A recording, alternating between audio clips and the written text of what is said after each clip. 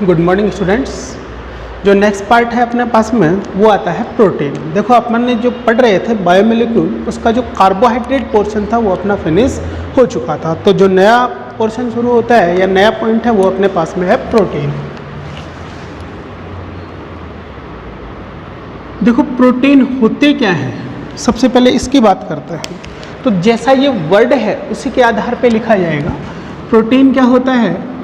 प्राथमिक महत्व के, मतलब जो जिनकी प्राइमरी इंपॉर्टेंस होती है, या फिर क्या कह सकते हैं अति महत्वपूर्ण। तो ये प्राथमिक महत्व के या अति महत्वपूर्ण पदार्थ होते हैं। यदि इनको देखते हैं तो इनके संगठन के आधार पर इनकी डेफिनेशन दी जाती है। तो अपने पास में है प्रोटीन। यदि इसका क्या करना है अपने को, जल अपघटन, तो जल अपघटन करते हैं तो क्या बनता है पॉलीपेप्टाइड। और जो पॉलीपेप्टाइड है उसका फिर से यदि अपन क्या करते हैं जल अपघटन, तो क्या बनता है alpha amino acid. Alpha amino अम्लों का निर्माण यहाँ पर हो जाता है। तो जैसा इसका संगठन है उसी के आधार पे इसको क्या करेंगे अपन, इसको एक्सप्लेन करेंगे या इसको परिभाषित करेंगे।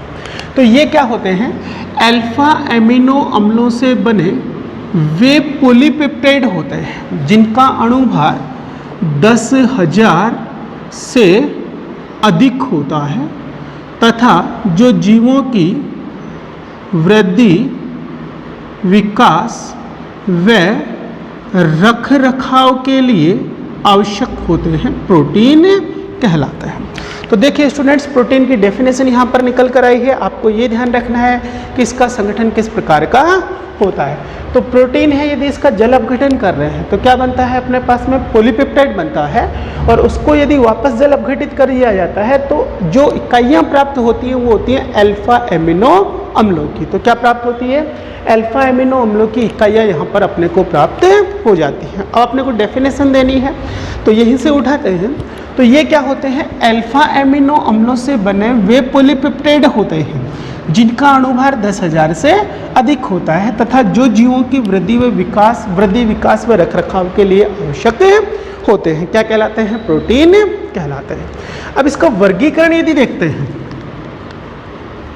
वर्गीकरण किसका देख रहे हैं स्टूडेंट्स, प्रोटीन का। तो देखो एक तो कर सकते हैं संरचना के आधार पर। किसके आधार पर, संरचना के आधार पर। तो संरचना के आधार पर यदि देखते हैं तो प्रोटीन अपने पास में दो प्रकार की होती है। एक तो होती है रेशेदार प्रोटीन और दूसरी होती है दानेदार प्रोटीन। एग्जाम्पल है स्टूडेंट्स, आपको इसके ध्यान रखना है। रेशेदार में क्या रखना है, माइसिन होता है और क्रिएटिन होता है। क्रिएटिन किस में पाया जाता है, मैले नाखून और बालों में। और माइसिन किस में पाया जाता है, मांसपेशियों में पाया जाता है। दानेदार प्रोटीन है, इसका एग्जाम्पल देख सकते हैं अपन। एक तो क्या होता है, जैसे अपने पास में क्या है, इंसुलिन है, ये भी कैसा होता है, दानेदार प्रोटीन ही होता है। इसके अलावा देख सकते हैं एल्बुमिन, ये भी कैसा होता है, दानेदार प्रोटीन ही होता है। तो देखिए सबसे पहले बात करते हैं रेशेदार प्रोटीन होते क्या है। तो रेशेदार प्रोटीन होता है, इनका निर्माण होता है रेखीय अणुओं से। तो इनमें क्या होते हैं, रेखीय अणु जो होते हैं वो परस्पर संयुक्त होकर पॉलीपेप्टाइड श्रृंखलाओं का निर्माण कर लेते हैं। और ये जो श्रृंखलाएं होती हैं ये हाइड्रोजन बंध द्वारा जुड़ी हुई रहती हैं। ये जो रेशेदार प्रोटीन होते हैं ये किसके रूप में रहते हैं, रेशे के रूप में रहते हैं। मतलब इनमें पॉलीपेप्टाइड श्रृंखलाएं क्या होती हैं, लंबी होती हैं, जो परस्पर हाइड्रोजन बंध से जुड़ी हुई रहती हैं। तो किसके रूप में होते हैं, ये रेशे के रूप में होते हैं। ये जल में क्या होते हैं, अविलयशील। जल में कैसे होते हैं ये, अविलयशील। और मेनली क्या होता है, सजीवों के जो उत्तक होते हैं उनके जो संरचनात्मक भाग होते हैं उनका निर्माण ये करती हैं। तो क्या करती हैं, सजीवों के ऊतकों के संरचनात्मक जो भाग होते हैं उनका निर्माण किसके द्वारा होता है? रेशेदार प्रोटीन के द्वारा होता है। तो ये तो बात हुई अपने पास में रेशेदार प्रोटीन की। अब दानेदार प्रोटीन में आपको ध्यान क्या रखना था? इंसुलिन और एल्ब्यूमिन, ये इसके क्या होते हैं? एग्जाम्पल होते हैं। तो देखो ये जो प्रोटीन होती है इसमें क्या होता है? इनमें कुंडली नुमा अणुओं से पॉलीपेप्टाइड श्रृंखला का निर्माण होता है, और इनमें भी जो पॉलीपेप्टाइड श्रृंखलाएं होती हैं वो परस्पर किससे जुड़ी होती हैं? H बॉन्ड मतलब हाइड्रोजन बंध से जुड़ी हुई होती है। तो इनका निर्माण किससे हो रहा है? कुंडलीनुमा अणुओं से हो रहा है, और कुंडलीनुमा अणुओं से इनकी पॉलीपेप्टाइड श्रृंखलाएं बनती हैं जो परस्पर किससे जुड़ी होती हैं? हाइड्रोजन बंध के द्वारा जुड़ी हुई होती है। ये मेनली क्या काम करती हैं? जो सजीवों के जैविक कार्य होते हैं उनके लिए ये उत्तरदायी होती हैं। कौन सी प्रोटीन? दानेदार प्रोटीन। तो ये किसके लिए उत्तरदायी होती हैं? जैविक कार्यों के लिए उत्तरदायी होती हैं। इनकी एक विशेषता और होती है, ये अम्ल या क्षार या फिर लवणों के जो विलयन होते हैं इनमें विलयशील होती हैं, अर्थात इनमें सरलता से क्या हो जाती हैं? ये घुल जाती हैं। तो देखो स्टूडेंट्स, किसके आधार पर देखा है अपन ने? संरचना के आधार पर। प्रोटीन कितने प्रकार की निकल कर आई हैं? 2 प्रकार की। एक तो कौन सी थी? रेशेदार प्रोटीन है, और दूसरी कौन सी है? दानेदार प्रोटीन। रेशेदार प्रोटीन जो होती है इसमें जो पॉलीपेप्टाइड श्रृंखलाएं होती हैं वो रेखीय अणुओं द्वारा बनी हुई होती हैं और जो परस्पर हाइड्रोजन बंधों द्वारा जुड़ी होती हैं। ये श्रृंखलाएं किसके रूप में रहती हैं? रेशे के रूप में होती हैं, और ये प्रोटीन क्या होता है? जल में अविलयशील होता है, और मेन क्या होता है? ये ऊतकों के संरचनात्मक भाग होते हैं उनका निर्माण करता है। एग्जाम्पल ध्यान रखना है, जैसे माइसिन है और क्रिएटिन है। दानेदार प्रोटीन की यदि बात करते हैं तो इनमें जो पॉलीपेप्टाइड श्रृंखलाएं होती हैं ये कुंडलीनुमा अणुओं से मिलकर बनी होती हैं, और ये श्रृंखलाएं भी परस्पर हाइड्रोजन बंध से जुड़ी हुई रहती हैं। इनका मेन कार्य क्या होता है? ये जैविक कार्य जो होते हैं, जीव जंतुओं के शरीर में जो होने वाले कार्य होते हैं उनके लिए क्या होती है? ये उत्तरदायी होती हैं। साथ ही क्या होता है? अम्ल, क्षार या लवणों के विलयन होते हैं उनमें ये विलयशील होती है। तो ये तो किसके आधार पे देखा अपन ने? संरचना के आधार पर। दूसरा अपन क्या कर सकते हैं? जो प्रोटीन है उसमें उपस्थित जो इकाई है उनके आधार पर भी इसका वर्गीकरण कर सकते हैं, और इसके आधार पर प्रोटीन 2 प्रकार की होती है। एक तो होती है सामान्य प्रोटीन और दूसरी होती है संयुग्मित प्रोटीन। देखो स्टूडेंट्स, सामान्य प्रोटीन जो होती है उसका निर्माण केवल अल्फा एमिनो अम्ल इकाइयों द्वारा ही होता है। तो इसका निर्माण केवल किसके द्वारा होता है? अल्फा एमिनो अम्ल इकाइयाँ ही इसमें उपस्थित होती हैं जो पॉलीपेप्टाइड श्रृंखलाओं का निर्माण करती हैं। जैसे एग्जाम्पल ले सकते हैं अपने पास में एल्बुमिन है, ग्लोबुलिन है। तो ये सारी की सारी कौन सी प्रोटीन होती हैं? सामान्य प्रोटीन होते हैं। जैसे कौन सा है? एल्बुमिन, जो कि अंडे में पाया जाता है, इसका एग्जाम्पल लिख सकते हैं। संयुग्मित जो प्रोटीन होती हैं उसमें प्रोटीन जो भाग होता है उसके साथ साथ एप्रोटोनिक भाग भी उपस्थित होता है। एप्रोटोनिक भाग भी उपस्थित रहता है। तो इनमें क्या होता है? संयुग्मित में प्रोटीन वाला जो भाग होता है वो दूसरे भाग के साथ संयुक्त होता है, और वो कौन सा भाग होता है? एप्रोटोनिक भाग। और ये जो एप्रोटोनिक भाग होता है इसको कहा जाता है प्रोस्थेटिक समूह। क्या नाम होता है स्टूडेंट्स इसका? प्रोस्थेटिक समूह। तो संयुग्मित प्रोटीन जो होती है उनमें प्रोटीन के साथ साथ प्रोस्थेटिक समूह भी उपस्थित होता है, और ये जो प्रोस्थेटिक समूह है इसके आधार पर अपन इनको क्या कर सकते हैं? पुनः 3 भागों में बांट सकते हैं। तो संयुग्मित प्रोटीन जो होती हैं ये फिर कितने प्रकार की होती हैं? 3 प्रकार की। एक तो क्या होता है? न्यूक्लियो प्रोटीन, दूसरी होती है ग्लाइको प्रोटीन, और तीसरी क्या होती है? Chromoprotein. अब देखो जैसा नाम है उसमें से हटाना है, न्यूक्लियो प्लस प्रोटीन, तो इसके 2 भाग होंगे। प्रोस्थेटिक समूह क्या होगा? न्यूक्लिक अम्ल, प्रोस्थेटिक समूह क्या होता है? न्यूक्लिक अम्ल। तो इनमें प्रोस्थेटिक समूह कौन सा उपस्थित होता है? न्यूक्लिक अम्ल प्रोस्थेटिक समूह उपस्थित होता है। किसके साथ साथ? प्रोटीन वाले भाग के साथ साथ। और एग्जाम्पल लिखना है इसका न्यूक्लियोन, न्यूक्लियोन या न्यूक्लियोन भी लिख सकते हैं, योन, इंग्लिश में इसमें कोई चेंज नहीं होता है। दूसरा है ग्लाइकोप्रोटीन। तो इसमें जो प्रोस्थेटिक समूह होता है ये क्या होता है? कार्बोहाइड्रेट। प्रोस्थेटिक समूह क्या होता है? कार्बोहाइड्रेट। जैसे अपने पास में क्या होता है? माइसिन होती है, उसमें प्रोस्थेटिक समूह क्या उपस्थित होता है? कार्बोहाइड्रेट उपस्थित होता है। और क्रोमोप्रोटीन होता है, इसमें प्रोस्थेटिक समूह क्या होता है? कोई भी वर्णक होता है, क्रोमोफोर जिसको कहते हैं। तो इनमें वर्णक क्या होता है? प्रोस्थेटिक समूह होता है। जैसे अपने पास में क्या है? हीमोग्लोबिन है, और इसके अतिरिक्त देखें तो क्लोरोफिल है। तो इनमें वर्णक वाला पार्ट जो होता है प्रोस्थेटिक समूह के रूप में उपस्थित होता है।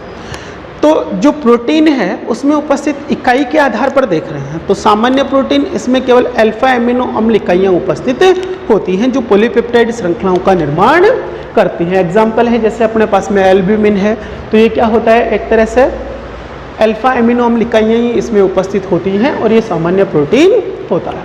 संयुग्मित प्रोटीन जो होता है उसमें दो भाग होते हैं, एक तो प्रोटीन वाला भाग और दूसरा उसमें एप्रोटोनिक भाग भी उपस्थित होता है। और जो एप्रोटोनिक भाग होता है उसे क्या कहा जाता है?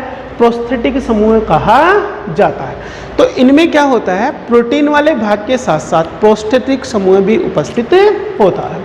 संयुग्मित प्रोटीन है उसको अपन तीन भागों में डिवाइडेड कर सकते हैं, एक तो है न्यूक्लियोप्रोटीन, दूसरा ग्लाइकोप्रोटीन और तीसरा है क्रोमोप्रोटीन। तो न्यूक्लियोप्रोटीन में जो प्रोस्थेटिक समूह होता है वो न्यूक्लिक अम्ल होता है और एग्जाम्पल लिख सकते हैं इसका न्यूक्लियोन। ऐसे ही ग्लाइकोप्रोटीन यदि है तो इसमें प्रोस्थेटिक समूह जो होता है वो क्या होता है? कार्बोहाइड्रेट, और एग्जाम्पल क्या लिखा जा सकता है इसका? माइसिन। और क्रोमोप्रोटीन होता है उसमें प्रोस्थेटिक समूह क्रोमोफोर या वर्णक होता है, जैसे हीमोग्लोबिन है और दूसरा क्या है अपने पास में? क्लोरोफिल है। तो ये है अपने पास में प्रोटीन जो है उनका वर्गीकरण।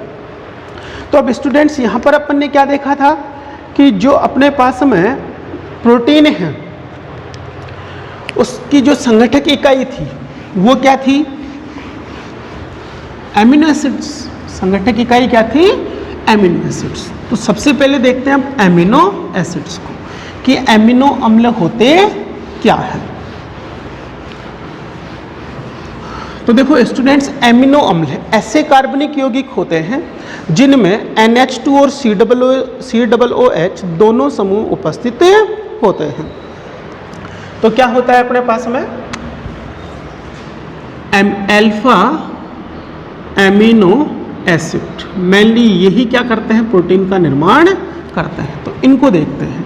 तो ऐसे ऑर्गेनिक कंपाउंड हैं, कार्बनिक यौगिक हैं जिनमें एमिनो मतलब NH2 समूह है और दूसरा COOH दोनों समूह, कार्बोक्सिलिक समूह, दोनों समूह उपस्थित होते हैं। क्या कहलाते हैं? एमिनो अम्ल कहलाते हैं। तो वे कार्बनिक यौगिक जिनमें एमिनो और कार्बोक्सिलिक दोनों समूह उपस्थित होते हैं एमिनो अम्ल कहलाते हैं। अब एमिनो अम्ल जो होते हैं ये टोटल 20 प्रकार के होते हैं और ये विशिष्ट क्रम में संयुक्त होकर सभी प्रकार की प्रोटीन का निर्माण करते हैं। विशिष्ट क्रम में संयुक्त हो जाते हैं और सभी प्रकार की क्या करते हैं? प्रोटीन का निर्माण ये कर लेते हैं। अब एमिनो अम्ल जो है इसका वर्गीकरण यदि देखते हैं, एमिनो एसिड, तो सबसे फर्स्ट वर्गीकरण आता है NH2 व COOH समूह की स्थिति के आधार पर, स्थिति के आधार पर। और इस आधार पर यदि देखते हैं तो यदि NH2 समूह अल्फा स्थिति में है तो अल्फा एमिनो एसिड कहेंगे, यदि बीटा स्थिति में है तो इसको बीटा एमिनो एसिड कहा जाएगा। एग्जाम्पल देखिए, यदि अपने पास में स्ट्रक्चर है NH2 CH2 और C डबल बॉन्ड H, तो ये क्या होता है? ग्लाइसिन होता है। क्या होता है ये? ग्लाइसिन। तो ग्लाइसिन में क्या होता है? COOH समूह है, इससे पहला कार्बन कौन सी स्थिति में? अल्फा। तो COOH समूह के अल्फा स्थिति पे क्या उपस्थित होता है? NH2 समूह, इसलिए इसको क्या कहा जाता है? अल्फा एमिनो एसिड कहा जाता है। तो ये पहला प्रकार था इसका, अल्फा एमिनो एसिड। और एग्जाम्पल क्या देखा अपन ने? ग्लाइसिन। दूसरा देखते हैं एलेनिन। एलेनिन, ये दोनों आपको ध्यान रखना है, बार बार रिपीट होंगे। तो एलेनिन का फॉर्मूला या स्ट्रक्चर किस प्रकार की होती है? NH2 CH C double bond OH और यहाँ पे क्या रहता है? CH3, और इसे क्या कहा जाता है? एलेनिन। और यहाँ पर भी COOH समूह से कौन सी स्थिति है? अल्फा। तो अल्फा स्थिति में NH2 समूह जुड़ा है, तो इसे भी क्या कहा जाएगा? अल्फा एमिनो अम्ल ही कहा जाएगा। नेक्स्ट बात करते हैं अपन बीटा की। तो जैसा नाम से स्पष्ट हो रहा है, अल्फा स्थिति में है तो अल्फा एमिनो एसिड, और बीटा स्थिति में होगा तो क्या कहा जाएगा? बीटा एमिनो अम्ल कहा जाएगा। एग्जाम्पल देखते हैं, जैसे अपने पास में है NH2 CH2 CH2 COOH, तो ये अल्फा और ये बीटा। तो बीटा स्थिति में NH2 समूह है, तो इसे क्या कहा जाता है? Beta amino acids. पर प्रोटीन का निर्माण केवल अल्फा एमिनो अम्ल इकाइयों द्वारा होता है, बीटा एमिनो अम्ल इकाइयों द्वारा नहीं होता है। तो यहाँ पर देखो ये आ गया बीटा एमिनो एसिड्स, और यदि इसका नाम देखते हैं तो ये क्या होता है? बीटा एमिनो प्रोपेनोइक एसिड होता क्या है? ये बीटा एमिनो प्रोपेनोइक एसिड। तो ये किसके आधार पे निकल के आया क्लासिफिकेशन? NH2 और COOH समूह की सापेक्ष स्थिति के आधार पर। यदि COOH समूह से NH2 समूह अल्फा स्थिति में होता है, अल्फा एमिनो अम्ल कहते हैं, और यदि ये बीटा स्थिति में होता है तो इसको बीटा एमिनो अम्ल कहा जाता है। अल्फा में आपको एग्जाम्पल ध्यान रखना है, ग्लाइसिन होता है, एलेनिन होता है, और बीटा में आपको ध्यान रखना है beta amino propanoic acid. Next classification आता है इन समूहों की संख्या के आधार पर। NH2 COOH जो समूह होते हैं, इनकी संख्या के आधार पर।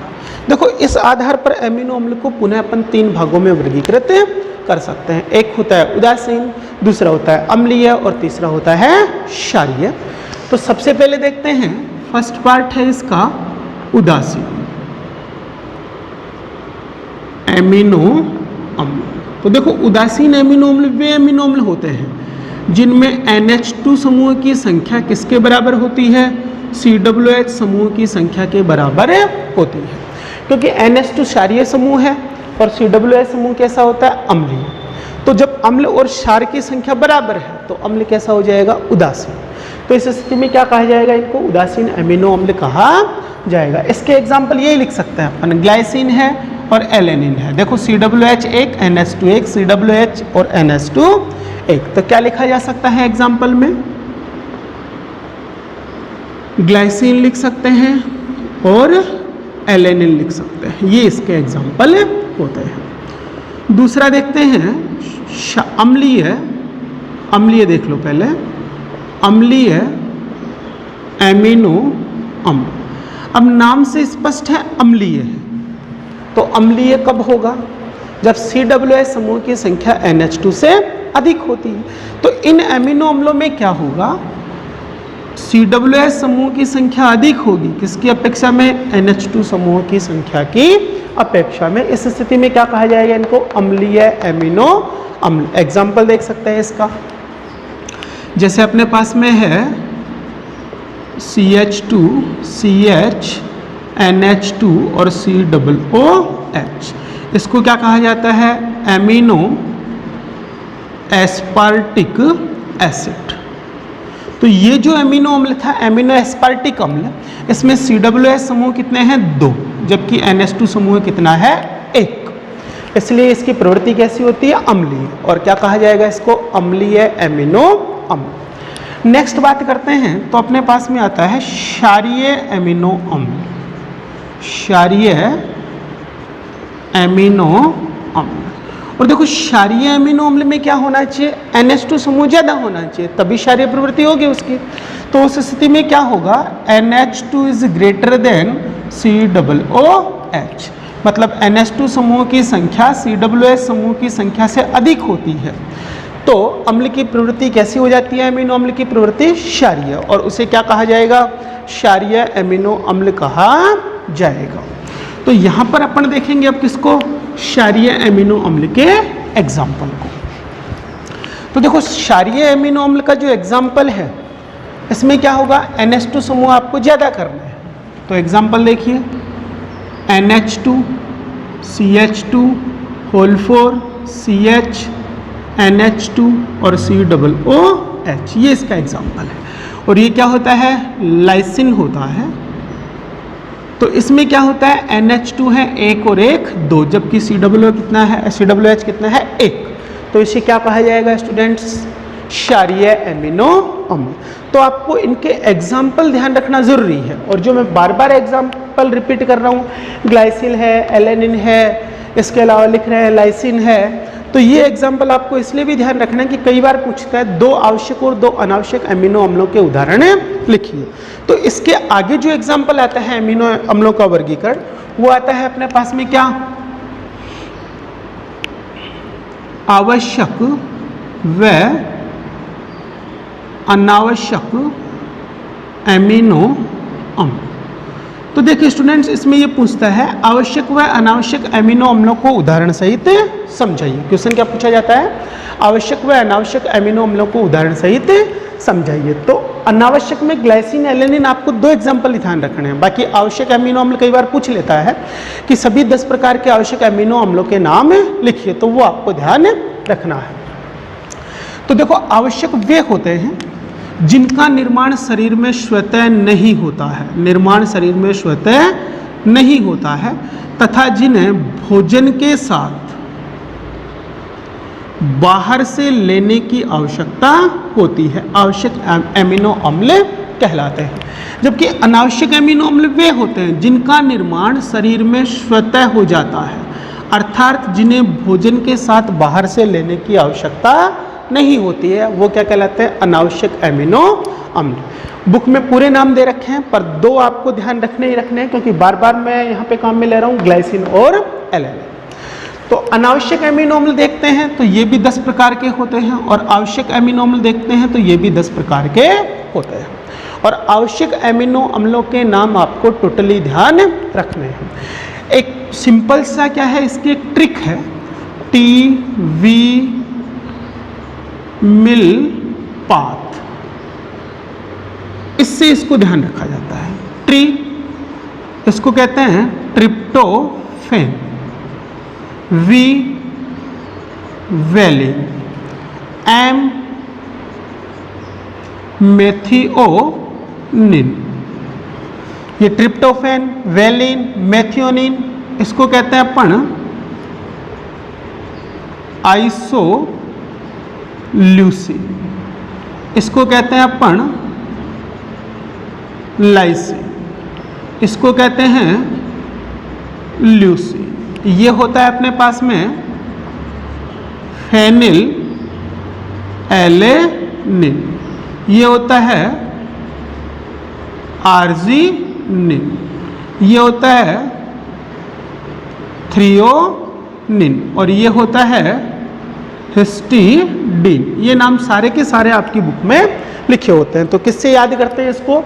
TV मिल पाथ से याद करते हैं। ट्रिप्टोफैन, वेलिन, मेथिओनिन, आइसोल्यूसिन, चाहे तो इसको लिख दो ल्यूसिन, लाइसिन, फेनिलएलेनिन, आर्जिनिन, थ्रियोनिन, और ये हिस्टिडीन। तो ये 10 क्या होते हैं? आवश्यक अमीनो अम्ल होते हैं जिनके नाम आपको ध्यान रखना होता है। तो ये हो गए आवश्यक और अनावश्यक अमीनो अम्ल। अब इसके बाद में जो अपन देखेंगे वो है अपने पास में अमीनो अम्लों के भौतिक गुण। तो अमीनो अम्ल चल रहे हैं, अब देखना है अपने को अमीनो अम्लों के गुणधर्म। इसमें 2 गुण जो होते हैं वो मोस्ट इंपॉर्टेंट होते हैं। देखिए कुछ तो सिंपल गुण होते हैं कि अमीनो अम्ल जो होते हैं मेनली क्या होते हैं? रंगहीन क्रिस्टलीय ठोस होते हैं। जल में क्या होते हैं? अविलयशील होते हैं। अम्ल, क्षार और लवणों के विलयन में विलयशील होते हैं। तो अमीनो अम्लों के गुणधर्म, ठीक है। तो सबसे पहले तो क्या देखते हैं, इनका जो गलनांक होता है ये क्या होता है? उच्च होता है। किसका? अमीनो अम्लों का। फिर क्या होता है? ये कैसे होते हैं? रंगहीन होते हैं और साथ ही कैसे होते हैं? क्रिस्टलीय होते हैं। किसमें? अम्ल, क्षार व लवणों के विलयनों में क्या होते हैं? ये विलयशील होते हैं। अब जो इम्पोर्टेंट गुण है वो आपको ध्यान रखना है। ये क्या करते हैं? आंतरिक लवणों का निर्माण कर लेते हैं। किसका निर्माण कर लेते हैं? आंतरिक लवणों का, जिसे क्या कहा जाता है? Zwitter ion. नाम क्या होता है इसका?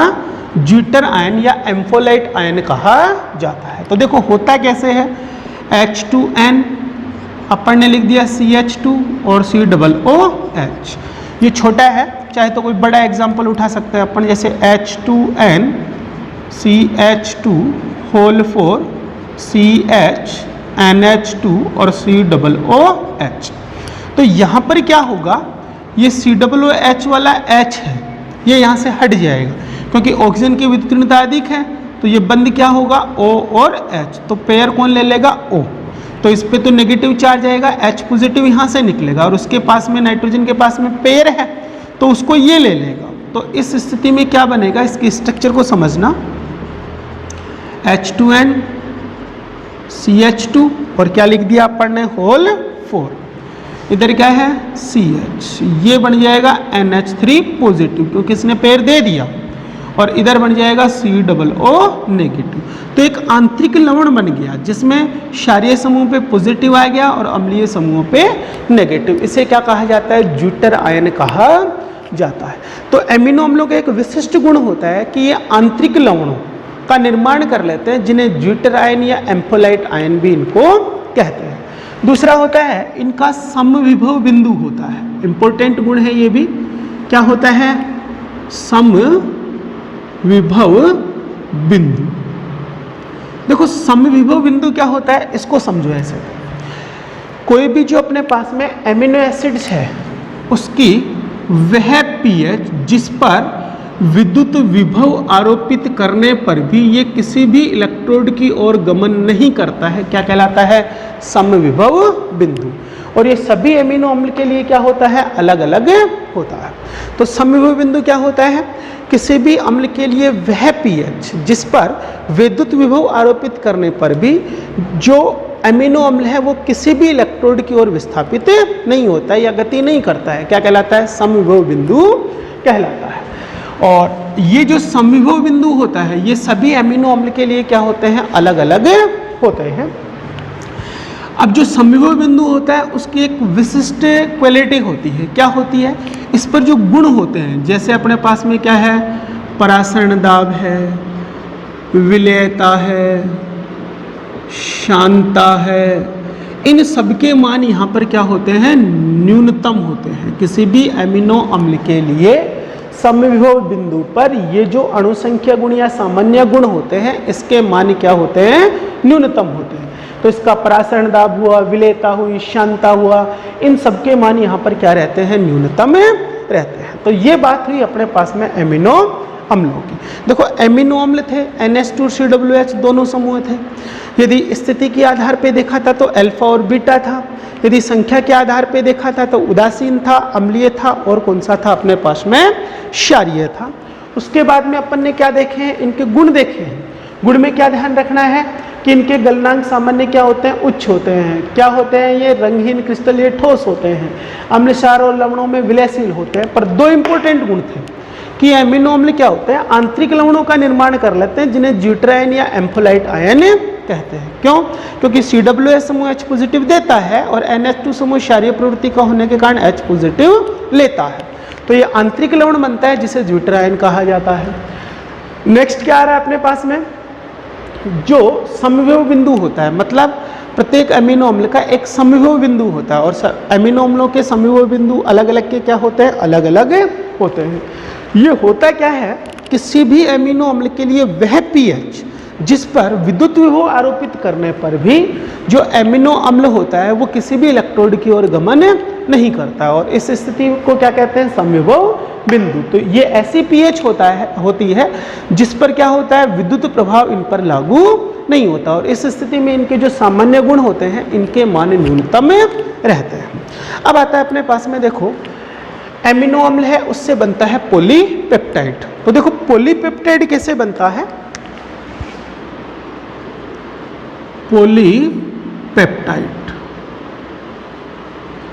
देखो पॉलीपेप्टाइड में क्या होता है, एमिनो अम्ल इकाइयां परस्पर जुड़ती हैं। तो एक एमिनो अम्ल इकाई का तो NH2 समूह और दूसरी एमिनो अम्ल इकाई का COOH समूह परस्पर क्रिया करते हैं। जैसे अपने पास में ग्लाइसिन और एलेनिन को ही उठा लो, glycine H2N CH2 C double bond O OH plus दूसरी एमिनो अम्ल इकाई ले ली एलेनिन, तो H2N या इसको और इजी लिख सकता हूं मैं HNH CH CH3 और COOH। तो एक एमिनो अम्ल इकाई का तो COOH और दूसरी का NH2 समूह परस्पर क्रिया करते हैं, यहाँ से क्या बाहर निकलता है, जल, तो माइनस क्या निकलेगा, जल निकल जाएगा, और क्या बन जाएगा H2N CH2 C double bond O। अब ये C डबल बॉन्ड O किससे जुड़ेगा, NH से, फिर CH CH3 और COOH। तो इनको पॉलीएमाइड क्यों कहते हैं, क्योंकि COOH समूह और NH2 समूह की क्रिया से यहाँ पर CONH बंध बन गया, तो क्या बन गया, ये एक एमाइड, इसलिए इनको क्या कहा जाता है, पॉलीएमाइड कहा जाता है। तो देखो जो पॉलीएमाइड होते हैं इनमें क्या होता है, पॉलीपेप्टाइड है, ये पॉलीपेप्टाइड क्यों है, क्योंकि इस बंध को कहते हैं पेप्टाइड बंध, क्या कहा जाता है, पेप्टाइड। और एमाइड इसलिए काम में ले रहे हैं क्योंकि बहुत सारे एमाइड हैं। तो अपन ने प्रोटीन से जो देखा था क्या बना था, पॉलीपेप्टाइड। तो पॉलीपेप्टाइड के आधार पर यदि देखते हैं तो इस बंध को क्या कहा जाता है, पेप्टाइड बंध कहा जाता है। और ये कैसी प्रवृत्ति का होता है, एमाइड यहाँ पर बॉन्ड होता है, तो एज ए क्या कह सकते हैं, इनको पॉलीएमाइड भी कह सकते हैं। तो ये जो पॉलीपेप्टाइड थे इनमें क्या होता है, एमिनो अम्ल एक इकाई होती है उसका COOH समूह, दूसरी इकाई का NH2 समूह परस्पर क्रिया करते हैं, जल का अणु बाहर निकलता है, क्या बाहर निकलता है, जल का अणु, जिससे एमाइड बंध बन जाता है और इनको क्या कहा जाता है, पॉलीपेप्टाइड कहा जाता है। अब पॉलीपेप्टाइड है, इनको भी अलग अलग भागों में अपन क्या कर सकते हैं, वर्गीकृत कर सकते हैं। जैसे अपने पास में इनमें उपस्थित अल्फा एमिनो अम्लों की इकाइयों की बात करते हैं, तो अल्फा एमिनो अम्ल इकाइयाँ यदि हैं इनमें 2 से और 9 तक, तो क्या कहते हैं इनको, ओलिगोपेप्टाइड। और यदि 10 से 100 तक तो क्या कहते हैं इनको, पॉलीपेप्टाइड। और यदि 100 से अधिक होती है तो क्या कहा जाता है इनको, प्रोटीन कहा जाता है। तो यहाँ पर क्या कह सकते हैं कि जो पॉलीपेप्टाइड है उसमें उपस्थित अल्फा एमिनो अम्ल इकाइयों की संख्या के आधार पर क्या कह सकते हैं इसको, ओलिगोपेप्टाइड, पॉलीपेप्टाइड और प्रोटीन। यदि अल्फा एमिनो अम्लों की इकाइयाँ किसी भी जो पेप्टाइड है उसमें कितनी है, 2 से 9, क्या कहेंगे, ओलिगोपेप्टाइड। यदि कितनी है, 10 से 100, क्या कहेंगे, पॉलीपेप्टाइड। और 100 से अधिक है तो क्या कहेंगे इसको, प्रोटीन। अब स्टूडेंट्स अपने पास में जो पॉइंट आएगा वो आएगा प्रोटीन की स्ट्रक्चर। तो प्रोटीन की स्ट्रक्चर की यदि बात करते हैं तो प्रोटीन की संरचना मेनली कितने प्रकार की होती है, 4 प्रकार की होती है। देखो आपको ज़्यादा ध्यान नहीं रखना है इसमें, प्रोटीन की जो संरचना होती है ये कितने प्रकार की होती है, 4 प्रकार की। एक होता है प्राइमरी स्ट्रक्चर, प्राथमिक, दूसरा होता है द्वितीयक, फिर होती है तृतीयक और फिर होती है चतुष्क। तो जो प्राथमिक संरचना होती है ये एक तो विशिष्ट है और एक तृतीयक संरचना इसकी विशिष्ट होती है। द्वितीयक संरचना 2 प्रकार की होती है, एक तो क्या होती है अल्फा हेलिक्स और दूसरा होता है बीटा प्लेटिड या चपटी सीट। तो देखिए स्टूडेंट्स होता क्या है, जो प्राथमिक स्ट्रक्चर होती है ये किसको बताती है, एमिनो अम्ल होता है, जो प्रोटीन होता है उसमें एमिनो अम्लों की संख्या, उनके क्रम और उनके जुड़ने की स्थिति को बताती है। तो प्राथमिक संरचना किसका निर्धारण करती है, एमिनो अम्लों की संख्या और इनके क्रम का निर्धारण करती है। कौन सी संरचना? प्राथमिक संरचना। यदि किसी प्रोटीन में एमिनो अम्लों की संख्या या उनके जुड़ने का क्रम बदल जाता है तो प्रोटीन जो होता है उसकी जैविक सक्रियता ही बदल जाती है। कैसे? जैसे एक एग्जाम्पल है, हीमोग्लोबिन को लेते हैं। हीमोग्लोबिन, इसमें क्या होती है? 574 अल्फा एमिनो अम्ल इकाइयां उपस्थित होती है। लेकिन इसमें यदि क्या आ जाता है? वेलिन आ जाता है, ठीक है, तो उस स्थिति में एक रोग उत्पन्न हो जाता है जिसे कहते हैं सिकल सेल एनीमिया। किसके आने के कारण होता है? ये वेलिन के आने के कारण होता है। और ये वेलिन किसके स्थान पर आता है? ग्लूटामिन के स्थान पर आता है। वेलिन किसके स्थान पर आता है? ग्लूटामिन के स्थान पर। तो क्या कह सकते हैं? हीमोग्लोबिन जो होता है इसमें यदि ग्लूटामिन है एमिनो अम्ल, उसके स्थान पे वेलिन आ जाता है तो एक रोग उत्पन्न हो जाता है, सिकल सेल एनीमिया रोग यहाँ पर उत्पन्न हो जाता है। अर्थात जो प्रोटीन था उसकी स्थिति ही बदल गई। और प्राथमिक जो संरचना होती है वो बताती क्या है? जो प्रोटीन होता है उसमें एमिनो अम्लों की क्रम बताती है, संख्या बताती है, उनके जुड़ने का क्रम बताती है। द्वितीयक संरचना क्या बताती है? अल्फा हेलिक्स और बीटा प्लेटेड, दो प्रकार की सीट बताती है। अल्फा हेलिक्स संरचना कब बनती है? ये दक्षिणावर्ती होती है डीएनए के समान, और इसमें मुक्त घूर्णन संभव नहीं होता। तो इसमें क्या होता है? जो पॉलीपेप्टाइड श्रृंखलाएं होती है उनके एल्किल समूह जो बड़े होते हैं तो एक का तो कौन सा जुड़ता है अल्फा हेलिक्स में? कार्बोनिल समूह। और चौथी का जो होता है एमिनो समूह के साथ जुड़ जाता है, किसका निर्माण कर लेता है? एच बॉन्ड का निर्माण कर लेता है, जिससे अल्फा हेलिक्स स्ट्रक्चर का निर्माण हो जाता है। बीटा प्लेटेड सीट में क्या होती है? जब ये द्वितीयक संरचना होती है, अधिक विस्तारित और खुली हुई होती है, तो इसको क्या कहा जाता है? बीटा प्लेटेड सीट कहा जाता है। तृतीयक संरचना में क्या होती है? जब ये सेकेंडरी स्ट्रक्चर है, इसमें वलनों की संख्या अधिक होती है, तो तृतीयक संरचना का निर्माण हो जाता है। और ये कैसी होती है? त्रिविमीय होती है। संरचना कैसी होती है? त्रिविमीय। और अम्ल और क्षार और लवणों की उपस्थिति में ये संरचना परिवर्तित हो जाती है। और जैविक सक्रियता के लिए कौन सी संरचना उत्तरदायी होती है?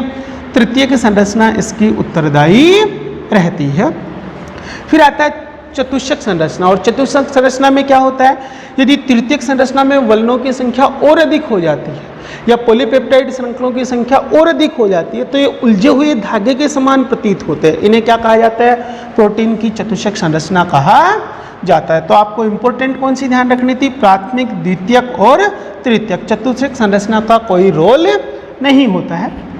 द्वितीयक में दो स्ट्रक्चर हैं, अल्फा हेलिक्स और बीटा प्लेटेड सीट। ये दोनों आपको बुक में देख के इनके डायग्राम देखने हैं और अच्छी तरह से इनको याद करना है। और तृतीयक की विशेषताएं हैं ये मैंने आप लोगों को बता दी है। और जो फर्स्ट था प्राथमिक स्ट्रक्चर, उसमें अपन क्या देख रहे हैं कि जो हीमोग्लोबिन प्रोटीन है इसमें ग्लूटामिन के स्थान पे यदि वेलिन आ जाता है तो कौन सा रोग उत्पन्न हो जाता है? सिकल सेल एनीमिया रोग उत्पन्न हो जाता है। तो ये आपका प्रोटीन था। इसमें जो इम्पोर्टेंट चीज़ है वो सारी की सारी मैंने आप लोगों को बता दी है। बाकी जो बच रही है वो थोड़ी बहुत इसकी थ्योरी है, तो उसको आप बुक से रीडिंग कर लीजिएगा। बाकी इम्पोर्टेंट जो भी पार्ट है इसका सारा यहाँ पर क्लियर हो चुका है।